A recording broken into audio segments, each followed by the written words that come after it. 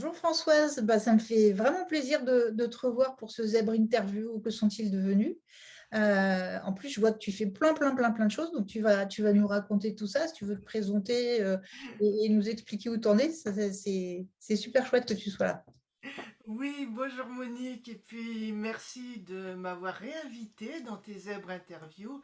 C'est vrai qu'à l'époque, c'était l'un de mes premiers interviews et c'était un peu difficile, mais en plus d'un an, j'ai beaucoup travaillé, beaucoup avancé, et c'est vraiment un grand plaisir de revenir ici et puis de faire le point avec toi. Puisque c'est vrai qu'on ne se rend pas compte du chemin que l'on parcourt, puisqu'on le parcourt un pas à la fois, mais c'est une fois qu'on se retourne sur ce que l'on a fait qu'on dit mais j'ai fait tout ça. Et c'est vrai que le fait d'y repenser pour cette interview m'a fait dire cette phrase-là. Oui, c'est ça. Tu vois, c'est un peu pareil quand je regarde les anciens zèbres interviews. Je me dis, ah ouais, quand même. C'était aussi mes premières vidéos. Et je me dis, ah ouais, quand même, ça, t'as amélioré, t'as un background, machin, tout, tout est mieux. Alors, dis-nous un peu tout ce que tu as fait depuis, tout ce que tu as lancé.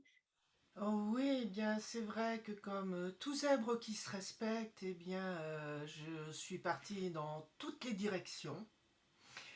Alors, j'ai monté un podcast qui s'appelle Miroir, qui paraît normalement toutes les semaines, dans lequel, eh bien, je retrouve ma première passion de libraire et dans lequel je partage des belles pages qui m'ont inspiré, puis qui, je l'espère, inspireront mes auditeurs et mes auditrices.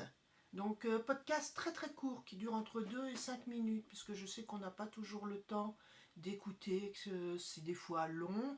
Là, on met ça, c'est vraiment une page avec une petite introduction, dire ce que ça m'a apporté, et puis je laisse les personnes comment, faire maturer ces pages, et puis si je peux leur apporter un petit éclair, un petit espoir, quelque chose qui leur donne la pêche, la niaque, eh bien c'est tant mieux, ou qui les fait réfléchir sur leur vie, sur leur parcours, sur ce qu'elles peuvent faire. C'est le but de cela. Sinon, bien, tu sais que je participe au programme EFT en classe qui emmène l'EFT qui, je vous le rappelle, Emotional Freedom Technique, est une technique de libération des émotions que l'on peut apprendre et pratiquer seul, tout au moins au début, puisqu'après, si on veut aller plus loin, il y a des protocoles. Donc, avec ce programme et Anne Ciré qui en est la responsable, on peut dire, en France, la personne qui nous l'a amenée en France, puisque elle est australienne et ce programme existe déjà en Océanie et dans d'autres pays depuis plusieurs années. J'ai monté la bibliothèque, la petite bibliothèque de l'EFT où je présente bien certains de tous ces livres qui sont derrière autour de la psychologie énergétique. Donc l'EFT bien sûr, mais également des livres sur la raison de nos maladies, la sophrologie, l'auto-hypnose, enfin tout ce qui est aux alentours de ces nouvelles thérapies énergétiques que tu connais plus ou moins avec ton travail sur les neurosciences. Oui. Mais c'est toi la spécialiste quand même, hein. De cette partie-là, mais je suis loin d'être spécialiste du fonctionnement du cerveau comme toi. Qu'est-ce que j'ai fait d'autre? Eh bien, j'ai mentoré enfin, oui, mentoré des étudiants de l'université de Tours qui travaillent dans les nouvelles technologies, autour des applications, autour des sites. Donc, on a fait un petit bout de chemin ensemble. Euh, j'ai accueilli une personne, quelqu'un que nous connaissons, Marie d'école avec les perles virtuelles. On reste toujours dans l'éducation qui aide notamment les professeurs à se réinventer une nouvelle vie dans le monde virtuel en les aidant à devenir ce qu'elle appelle des perles virtuelles, des assistantes virtuelles. Donc quand on a un site, on a besoin de personnes qui vous aident pour faire du copywriting, pour monter des podcasts, des vidéos, enfin tout ce travail de petites mains qu'on ne voit pas mais qui est tellement important et qui nous prend tellement de temps puisque toi comme moi, avons monté nos sites nous-mêmes et puis continuons à faire le job, ou tout au moins, même si on le délègue de plus en plus. Après, je me rappelle plus tout ce que j'ai fait. Je suis des formations de formateurs pour acquérir une ingénierie de formation et puis une pratique solide du métier de formateur, notamment formateur en distance. Et puis j'ai encore d'autres projets. Là, j'ai le projet de présenter des formations de gestion des émotions à mon rectorat dans le cadre de la formation continue des personnels. J'ai été contactée par un établissement scolaire pour présenter une formation sur la gestion du stress pour les examens. Alors je ne sais pas si elle sera acceptée, mais ça a l'air d'être en bonne voie, si les parents suivent. Et puis, bien, mon gros morceau, c'est que je commence des formations en ligne avec le programme EFT en classe, donc, dont la première bien, commencera justement ce soir. Enfin, aujourd'hui, nous sommes mercredi 13 avril, donc ça passera peut-être un peu plus tard, et qui permet aux gens de pratiquer l'EFT, puisque c'est facile à apprendre, mais entre le savoir, connaître le protocole et savoir l'utiliser, là, il y a toutes les peurs qui arrivent. Je ne sais pas faire, je ne vais pas y arriver, je ne suis pas à la hauteur, je vais me tromper. Par quel bout on prend ça? Qu'est-ce que je dois dire? Enfin, et puis une autre qui sortira le mois prochain, puisque tu sais que j'avais fait des conférences aux pendant les 2 derniers sommets EFT et éducation sur le stress des professeurs. Donc l'un, c'était les professeurs face à la classe, à tous les problèmes qu'ils rencontrent dans leur quotidien. Et puis une autre, c'était plus sur leurs problèmes de solitude, leurs problèmes de préjugés auxquels ils sont affrontés de la part de toutes les personnes qui les entourent, puisque tout le monde sait que les fonctionnaires ne font rien, sont bien payés, les profs sont toujours en vacances, ils ne foutent rien, excusez-moi, mais travaillant dans un établissement scolaire, je peux vous dire que c'est pas vraiment le cas et il y a vraiment un gros problème dont on commence à parler d'ailleurs un peu partout en ce moment. Donc voilà à peu près où j'en suis pour l'instant. Bah, écoute, ouais, c'est assez impressionnant. Donc, règle numéro un, si vous n'avez pas de temps, ne demandez pas à un zèbre où il en est après 1 an et demi. Et Même c'est moi, vrai je m'étonne. C'est vrai que tu nous donnes un sacré exemple du fonctionnement du zèbre avec j'ai fait plein de trucs. En off, tu me disais, voilà, il faut que tu te recentres un peu maintenant. C'est du vécu. Moi, j'ai un peu le même comportement aussi. Mais j'adore avec Françoise, enfin, ton humilité. Voilà, j'ai fait un petit truc, mais en fait, tu as fait un boulot phénoménal. Et, et c'est chouette de te suivre aussi et de voir tout ce que tu es capable de faire. C'est assez incroyable, moi j'admire, hein. Bravo. Et est-ce que tu aurais un conseil, un mot de la fin, voilà, qu'est-ce que tu pourrais, pour finir cette vidéo, qu'est-ce que tu pourrais dire aux personnes? Alors, vous n'avez que les limitations que vous vous mettez entre guillemets, parce qu'elles sont totalement inconscientes.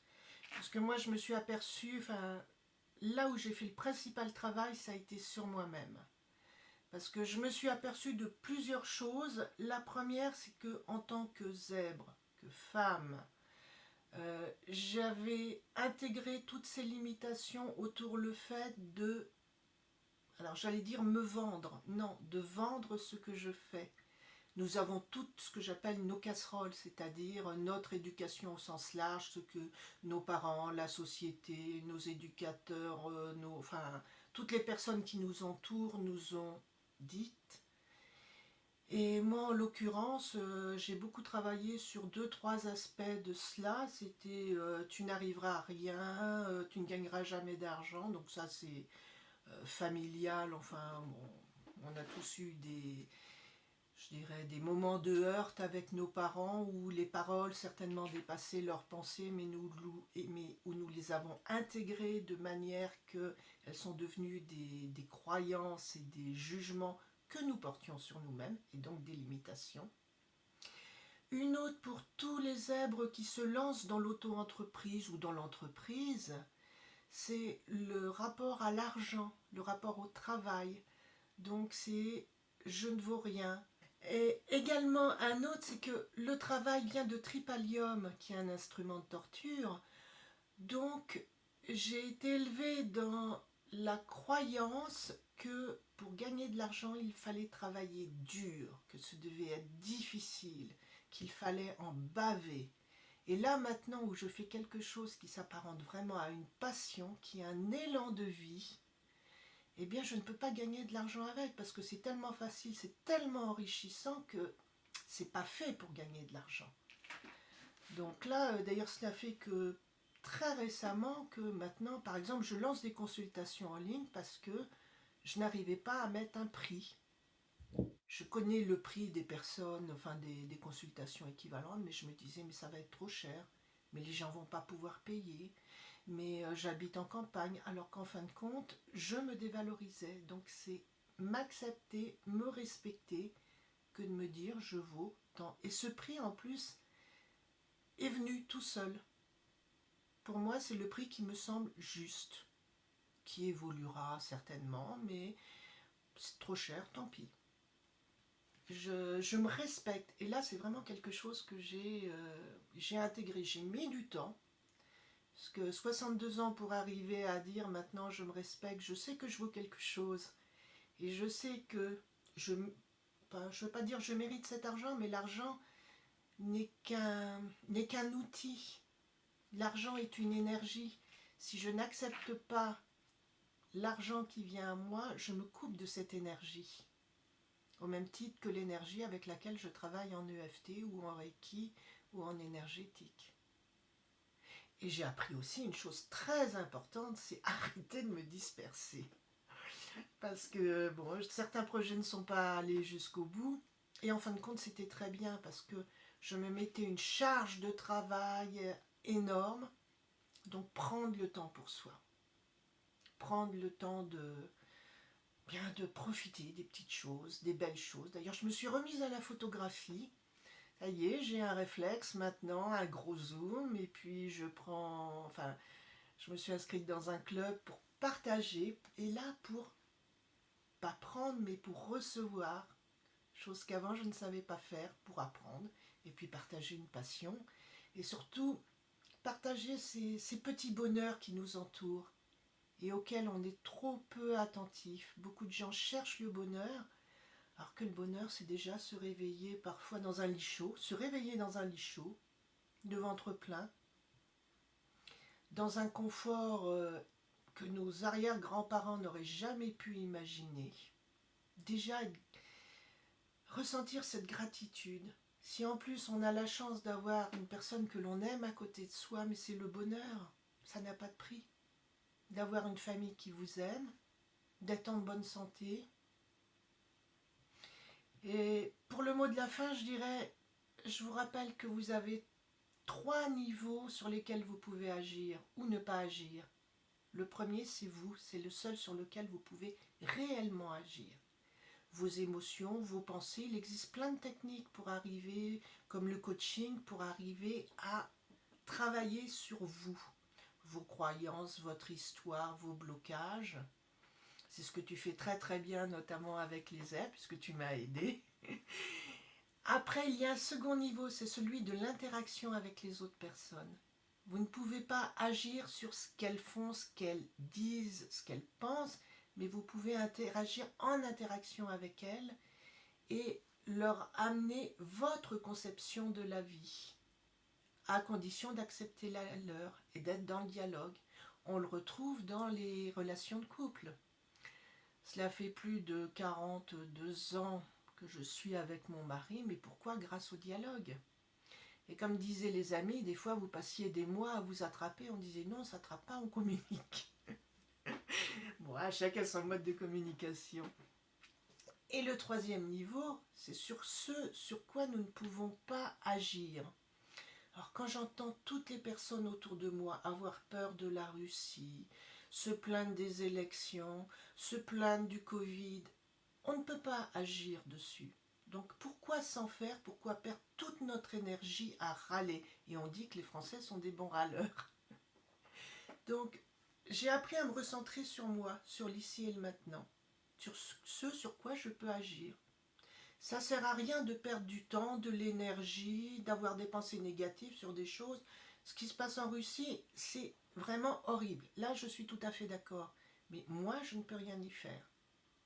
Donc, je choisis de le mettre de côté, de ne pas être accroché, par exemple, aux réseaux sociaux, aux médias, à tout ce qui se dit. Ça ne me plaît pas. Je change, je prends un livre. Garder son esprit critique et puis se recentrer sur l'ici et le maintenant, sur soi, sur ses valeurs et rester fidèle à ses valeurs. C'est ce que Merci tu fais. Françoise. Pardon, tu veux rajouter quelque chose? Non, je dis c'est ce que tu fais avec ton travail de coach, c'est réapprendre aux gens à trouver leurs valeurs. Ouais, et c'est là où la pleine conscience m'aide beaucoup. Tu vois, je voudrais juste revenir sur ce que tu disais tout à l'heure. C'est cette manière d'être détaché, j'essaye de le transmettre aussi aux gens que j'accompagne. Et il ne faut pas confondre ça avec de l'indifférence. Ah On non. peut être très triste avec ce qui se passe autour, mais c'est vrai qu'à un moment, on ne peut pas changer les choses.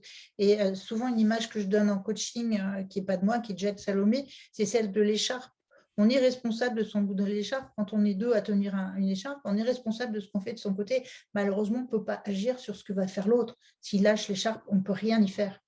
Donc, à un moment, il faut aussi arrêter de se flageller avec des choses qu'on ne peut pas changer, ce que tu as très bien dit. En tout cas, moi, ce que je vais retenir de ce que tu nous as dit, c'est vraiment, vous n'avez que les limitations que vous vous mettez, et Dieu sait que c'est tout à fait vrai. Je me respecte et je prends du temps pour moi. Et c'est super J'essaye. important de ça. Et alors, quand on les aime, en plus, on a tendance à oublier tout ça. Donc, je te dis un gros merci, Françoise. Et puis, on reste en contact de toute façon. Et Oui. merci beaucoup d'avoir participé. C'est toujours un plaisir d'échanger avec toi. Et puis merci de m'avoir réinvité dans ton émission. Avec plaisir. Salut Françoise. Et puis peut-être rendez-vous dans un an et on verra où nous en serons toutes les deux. Rendez-vous dans un an, il n'y a pas de souci. Je pense que je vais faire ça régulièrement. Salut Françoise. Allez.